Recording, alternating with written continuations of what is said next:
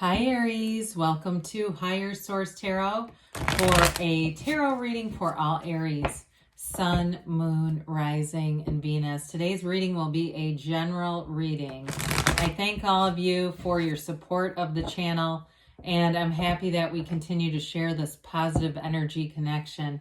We're uplifting one another every day. And if you're new here, welcome to you. I post new readings every Friday, then again on Monday. So if a reading doesn't resonate, come back in a couple of days. You can watch a new reading. It's always somebody's reading. It's not always everyone's every single time. The other thing is Mondays are a different style of reading every week. So there's a pick a card reading, a love reading. I do monthly readings then, and in December I'll do a yearly predictive reading for 2022, and that's fun. So if you like tarot and you like the channel, I'd love to invite you to subscribe to Higher Source Tarot. All right, what advice do you have for Aries? Sun, Moon, Rising, and Venus. What does Aries need to know, please? What messages do you have for Aries for their best and highest good? Okay, here we go.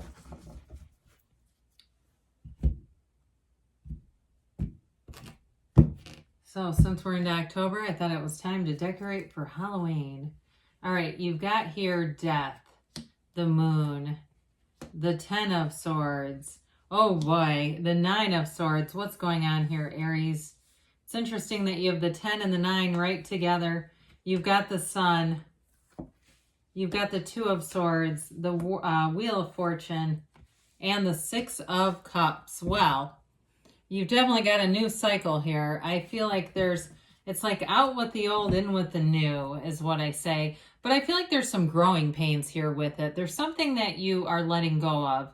And it may be something from the past. You do have cards of nostalgia and sentimental longing here. So it may be that letting go, like you've outgrown something. You've outgrown a relationship, or you've outgrown a job, or something about your job may feel stagnant to you, like you're getting to the point where you're transcending beyond it, and it's causing some restlessness.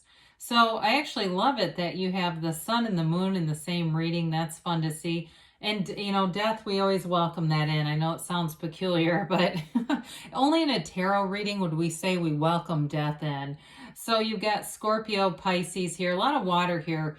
You've got a lot of air here too, but, you know, for a fire sign, when we start to get into that watery territory, I do feel like it has something to do with the swords that are here. And you got Leo here too. So, you know, the Death card moves you forward. Ready or not, you're moving forward. It's all about letting go of the past. You know, the scale of this, right? The horse and the skeleton, which represents your higher self, the way it dwarfs these people down here. A king that lies bleeding to death with his family grieving him, his wife and his child grieving. You're leaving behind the wreckage of the past, okay? It's moving forward in a way, and it's also about being true to yourself. So again, somebody here, I feel like you're just compelled to move forward, and especially, and I mean this in the kindest of ways, okay? I don't mean this to be harsh, especially if you were if you were lying to yourself about something, if you were in denial about something. I feel like it's eyes wide open. You're seeing things exactly how they are. And you're also seeing your worth. So especially if it was a relationship where you knew it was not on a high vibrational level, you knew it was attracted in a low place, it wasn't a match. It was a match at the time, but that was, again, you may have been in a low place. Or again, with your job, you may be in a place now where you're not in alignment there. Whatever it is, I feel like you're moving forward onto bigger and better things, but the mind gets a little tangled up here. So with the Moon, it's that new phase, you know. We also, too, I feel like for some of you, it causes restlessness that we see in the Nine of Swords. That hypervigilance is here. And with those two watchtowers in the back, it's being watchful. It can be, too, if it's a relationship, there may be information on the internet. There may be texts or emails coming in that are just giving you that nudge forward. And with the Moon, though, the Moon, everything comes from the seat of the soul. Everything comes from source here.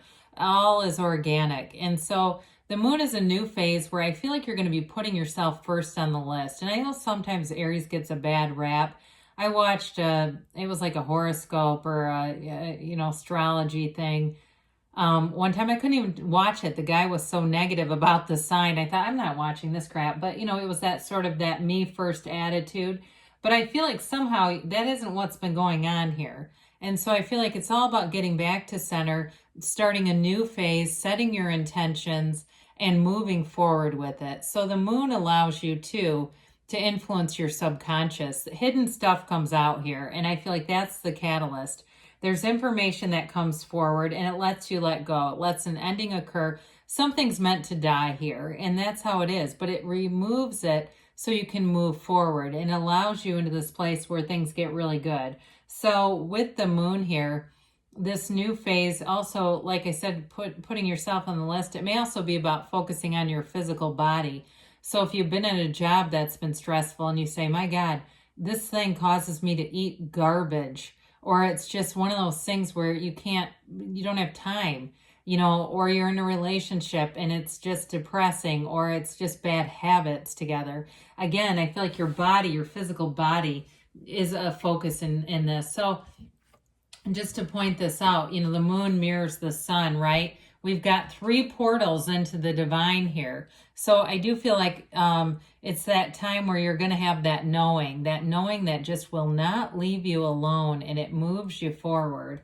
So with the 10 of Swords here, there's that ending, but it can be a bit dramatic. So you may find that there are people who feel left behind by you. They may be, begging you to stay. There may be offers, if it's a job, of getting you to stay. But I do feel like that creates this kind of energy. It is a card, though. The 9s are about completion. The 10s are about that new cycle. And it does give you this place where you go from the bottom up, right? You get this place where you feel like this is the end point. And so you move forward. And so there may be, for some of you, there may be simultaneous endings here, but it brings new beginnings that are so much better. There's a relief here. There's an energy of relief here. And so with this 9 of Swords, it's that anxiety, you know, it's that place of not quite knowing where you're going, knowing you need to, but just not being certain. Some of you too, there may be a bit of a restless air around you. And you may find too that it goes in streaks where you're sleeping great and all of a sudden you have one of those mornings, you look and it's 3:33 on the clock, and and I know you'll understand this. It's that thing that kind of makes you smile a little bit, right? And you go, the universe is amusing. The universe knows that I need to see it's 3:33 or I'm going to be really mad that I'm up at this time. And so you get a little bit of a nudge there, like, hey, you are in alignment here. So again, there's something here that I feel like this change, or these growing pains, brings in some stress. But again, we like the sun. I feel like you're in this place where it's this high vibrational alignment, and whatever you're moving away from, it's just not a match.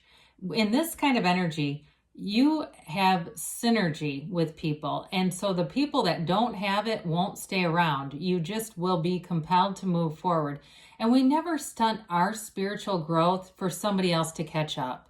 We don't arrest our own development to wait around for somebody else. And that's okay. It's nothing, there's no, downside. We're just on different paths. That's all.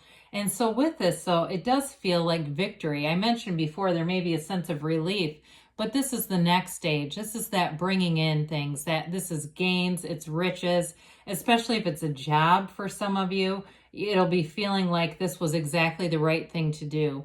In terms of relationships too, though, there's great freedom here. So it does feel like if you ended something already, you have somebody new coming in that's such a better fit for you. This is liberation, by the way, too. There's freedom here. So anything that felt restricted or like it was weighing you down, tying you down, you've got new energy available to you. And this is true joy. It's being on top of the world. There, the sunflowers in the background, they turn toward the sun for energy during the day, but at night they turn towards each other to share their energy. Whoever you're attracting, you already are in alignment with them. So there's something about that. It's like the pain pushes until the vision pulls. There's an energetic pull calling you in. So I mentioned here before, there may be some uncertainty with this 2 of Swords. It's that should I stay or should I go? But with the Wheel of Fortune and the Sun and the Death card, you're going. We've got 4 major arcana here. out of only 8 cards. So something like the Two of Swords doesn't last for long. But it's the mind. It's that damn noisy mind that gets us into this overthinking kind of place. Thoughts create feelings, and our feelings oftentimes drive our actions. Now, I feel like when you find a channel like mine, somebody who lives in spiritual places, right? I walk in spiritual places because that's where I feel good. We're connected. And so I feel like you must be doing that too, or you wouldn't be here. So I do feel like you won't stay in this for long. And with the Wheel of Fortune here, this is a card that moves that restricted energy forward. It's an amazing catalyst. Now with this, so I mentioned before, this is a portal just like the sun. Meditate, clear your mind, do stuff that you love to do, and the answers will be there, and it'll be very easy. It'll almost be like you're not even needing to think. The answers are so apparent, readily available to you, you act. But with this also, this is also high vibrational stuff, right? You've got the serpent that indicates vibration. The Hermanubis here, it's the combination of Hermes and Anubis, the Greek gods, okay, ascending up the wheel. And then that Sphinx on top of the wheel represents your own personal power. That wheel spins, but boy, that Sphinx stays steady. So there's nothing rocking you here. This is always a turn of events in your favor, by the way. So for some of you, if you've broken up with somebody, or if you are contemplating it, you're going to meet somebody new. Either way, I just keep seeing that. For others of you, though, if this has to do with letting go of a job or something, everything falls into place here. It's the right people, the right time, and, you know, it's being in alignment. So the Six of Cups, we talked about this a little bit. It's that sense of nostalgia. It is a card, though, of reciprocity, too. So I do feel like everyone gets on the right path for them. It is a card of helping one another out. And also, too, sixes are all about balance, beauty, the harmonization of opposites. And it's a loving, reciprocal action energy, okay? It brings in symmetry. It's interesting because the reading is not necessarily particularly balanced in a way. You have all this, you know, power of all these major arcana with these swords. And so I feel like it's like that extra little, you know, push saying, hey, it's all working out. It's all going forward, especially for those of you that have felt like you've been stuck in something that just hasn't been the right thing for you. You'll move forward with it. So it's not an ending. It's a new beginning. It's a new life. And it's going to bring in something amazing here for sure. We like to be empowered, right? That's how we roll. So let's see here about the angels here. If you believe, okay, so we know that. Ask, believe, receive. That's what it comes down to. And the trust. You know, do you believe you live in a kind and friendly universe that the universe wants to bring in your heart's desires? Ask for help from others. Ask and they'll answer you. You've got within the next few months here, and you've got a yes. So you create your own reality. It's that emphatic yes telling you can have, do, or be anything. You get what you are, and what you are is beautiful. So good things are on the way for you, Aries. I love you, and I'll be back again soon.